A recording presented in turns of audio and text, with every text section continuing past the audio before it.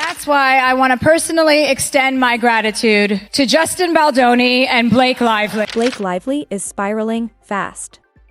Chelsea Handler just obliterated her live on national TV, tearing apart her legal meltdown and calling it exactly what it is, a PR stunt gone wrong. Handler even thanked her, mockingly, for the entertainment. Oh, it is important in times like these to have a distraction. And the best part. Hollywood roared with laughter. The same crowd Lively once courted with crocodile tears is now openly mocking her. The victim narrative? Dead on arrival. It's probably not going to be a sequel. It ends with us, guys. Blake probably thought she was untouchable, Hollywood royalty, backed by sympathy and scripted sob stories. But that fantasy shattered the moment Chelsea Handler stepped up at the 2025 Critics' Choice Awards and ripped her entire act to shreds. This wasn't comedy, it was a televised execution. Chelsea Handler just roasted Blake Lively and Justin Baldoni in front of a lot of major celebrities at an award show. I don't think Blake Lively is going to like it. The Critics' Choice Awards usually drip with fake humility and safe speeches. Not this year. Acknowledge that we've been through a lot lately, not just here in Los Angeles, but our entire country. Waking up every day, not knowing what news we're going to hear. Chelsea Handler hijacked the night and lit it on fire. Her target? Blake Lively. And she didn't pull punches, she launched a brutal takedown of Lively's desperate PR saga. The wildest part? Hollywood didn't cringe, they cheered. Oh, it is important in times like these to have a distraction. And that's why I want to personally extend my gratitude to Justin Baldoni and Blake Lively. Let's talk about the moment that lit the internet on fire. Chelsea Handler, with her signature deadpan glare, stared out at the crowd and said, "I want to personally thank Justin Baldoni and Blake Lively for the distraction." No gasps. No awkward coughs. Just full-blown, uncontrollable laughter. It wasn't just a joke, it was Hollywood publicly telling Blake, "We're done with your act." Grateful. I think we're all grateful. And I think we're good. And who exactly was laughing? Orlando Bloom.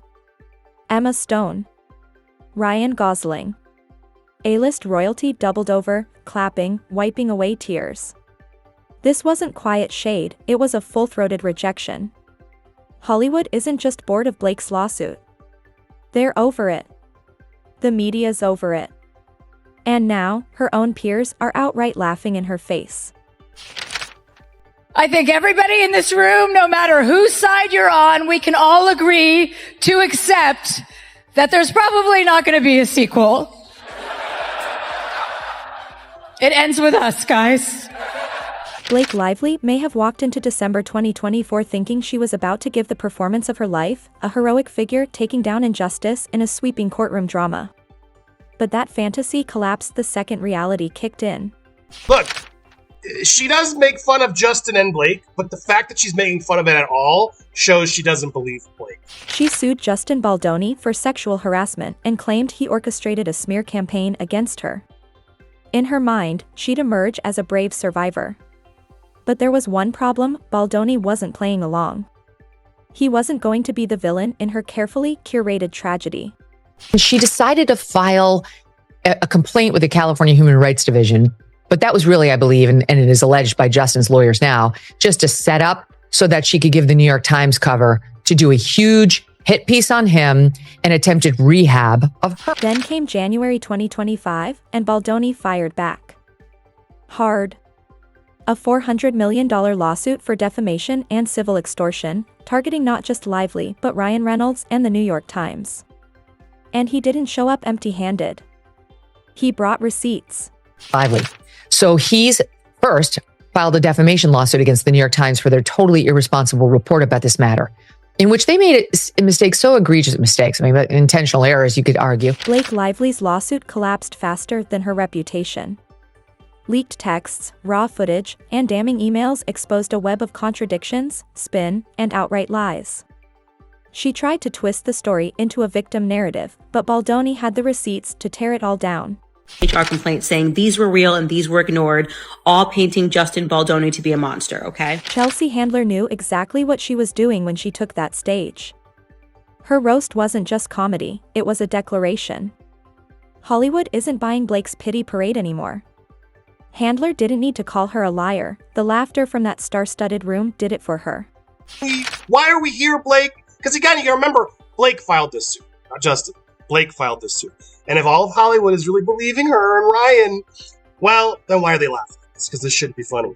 This shouldn't be funny if we are seriously taking Blake's case so serious, which we're not. Let's talk about Blake's failed media game. She thought she had it locked. Sit with PR, spin the press, feed tabloids a tear-soaked tale that painted Baldoni as the villain. Instant sympathy, right? Too bad Chelsea Handler saw through the act and dragged her in front of millions. I would challenge back. This is absolutely not good for Blake Lively and Ryan Reynolds. To see the Critics' Choice Award, which is a lot of critics and people coming in, it's press and people who review the films or at least hobnob with the studios. They're there trying to be nice to all the celebrities. Long before the lawsuit hit court, Blake's PR team was hard at work planting hit pieces against Baldoni. Every headline, every leak, all part of a carefully orchestrated smear campaign. But she underestimated one thing: Baldoni fought back with facts. Unless Blake's dropping something to warrant all the things that she did to him, Justin deserves justice. Justin deserves to get his Wayfarer back where it was. Justin gets to deserve to make more movies. Turns out, Baldoni had emails, real ones. Proof that Lively's team had plotted the smear campaign from day one. Worse, she roped in the New York Times, using them as a personal megaphone for her story. Now Baldoni's suing them for $250 million. And the Times? Scrambling to wash their hands of her mess. Interestingly enough, all of these publications, which are known to just publish whatever, they publish things about me that are completely untrue, they don't care about defamation or anything like that, all declined to publish this. Long before the lawsuit hit court, Blake's PR team was hard at work planting hit pieces against Baldoni. Every headline, every leak, all part of a carefully orchestrated smear campaign. But she underestimated one thing: Baldoni fought back with facts. I don't like her. She seems like a bully. She was such a high-maintenance diva bully brat. According to Blake Lively, Justin Baldoni made inappropriate comments while she was breastfeeding on set. Shocking, if it were true. But it wasn't. Receipts showed Lively invited Baldoni into her trailer while she was breastfeeding. That's right, she wasn't ambushed. She welcomed him in. Shouldn't be funny. This shouldn't be funny if we are seriously taking Blake's case so serious, which we're not. No one is, because her case has no evidence. It's complete nonsense. And it gets worse. Not only did she lie about being uncomfortable, but leaked texts revealed she was the one constantly bringing up breastfeeding in casual conversations. Baldoni wasn't the one obsessed, she was. When those messages dropped, Hollywood saw the game she was playing. Another fabricated narrative, exposed and destroyed. Called me sexy and asked how much I weigh when he has a back problem. It is absurd what she's accusing him of, as we broke it down. And it gets worse. Not only did she lie about being uncomfortable, but leaked texts revealed she was the one constantly bringing up breastfeeding in casual conversations. Baldoni wasn't the one obsessed, she was. When those messages dropped, Hollywood saw the game she was playing. Another fabricated narrative, exposed and destroyed. At these Hollywood award shows was actually going to step up and make some jokes. So props to Chelsea Handler. I think she could have gone harder. I think she could have gone more on Blake and Ryan, but she's playing in the middle. But all I will say is this is not, Blake Lively's not. At this point, Chelsea Handler didn't have to say anything. The truth had already wrecked Blake's story. But Handler did what she does best. She dropped the final, brutal punchline. There were no gasps, no quiet concern. Just laughter. And when Hollywood is laughing at you, not with you, your reputation's already buried. This sums up Hollywood in a nutshell. Oh God, please don't show me a laugh. I don't want to get Blake and Ryan mad, but it's funny. Please don't cut to me. Please don't cut to me. Oh God, it's funny though, and I have to laugh at it because this whole thing's ridiculous. If Blake had any shred of credibility left, Handler's joke would have been met with uncomfortable silence. Instead, the biggest stars in the room, Orlando Bloom, Margot Robbie, Ryan Gosling, were in full hysterics. It wasn't just a roast. It was the industry openly celebrating her downfall.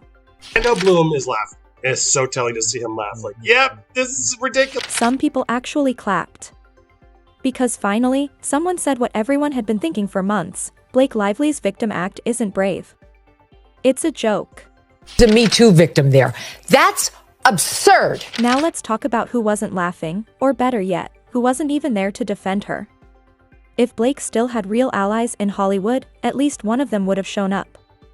But when she needed backup most, the room was full of silence. Not a single defender in sight. Don't cut to me. Please don't cut to me. Oh God, it's funny though, and I have to laugh at it because this whole thing's ridiculous. And yes, it's been such a wonderful, dramatic distraction, but... Hollywood runs from scandals like this. And if someone as powerful as Taylor Swift won't risk her image for you, it means you're no longer worth protecting. Her PR team reportedly went into panic mode the moment Baldoni's lawyer hinted she could be called as a witness. When it became clear this was real litigation, not tabloid fluff, Swift bailed fast. She seems like kind of a jerk. Wow, she's like kind of a bully. She's rather mean. But Blake's not going down alone. Because now, Ryan Reynolds is neck-deep in the fallout. Once Hollywood's untouchable golden boy, he's now named in Baldoni's $400 million lawsuit, accused of helping orchestrate the smear campaign. And the allegations? Ugly. Reports say Reynolds tried to hijack Baldoni's film, rewriting scenes behind his back, even sneaking in his own editor to recut the movie. This wasn't about loyalty, it was sabotage. And when Baldoni refused to play along, suddenly, Blake accused him of harassment. Transparent. Pathetic. Desperate. Is she backing out here? Very carefully worded back out because she's smart. Okay? Taylor Swift is very smart. She is media savvy. But here's what everyone in Hollywood knows: the industry never forgets. Now that this has turned into a full-blown PR inferno, even Ryan Reynolds is starting to quietly back away. The golden couple is crumbling, and no one's stepping in to save them.